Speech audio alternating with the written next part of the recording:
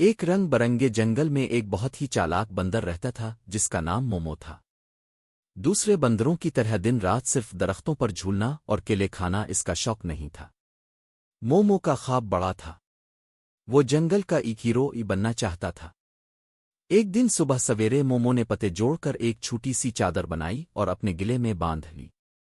وہ ایک شاخ پر چڑھا اور زور سے بولا، آج سے میں ہوں ساپر مومو۔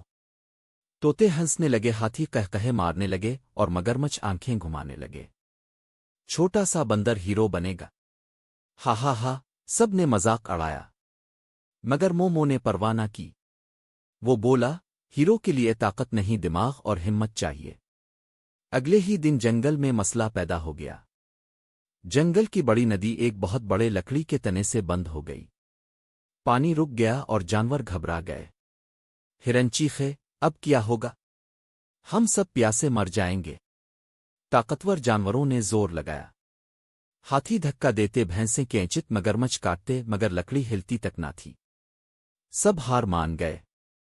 مومو درخت کی سب سے اونچی شاخ پر چڑھا، غور سے دیکھا اور کہا، اگر سب ایک طرف سے دھکا دیں گے تو لکڑی کبھی نہیں ہٹے گی، اسے گھمانا پڑے گا۔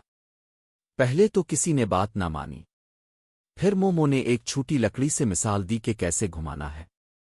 جانوروں نے اس کی بات مانی۔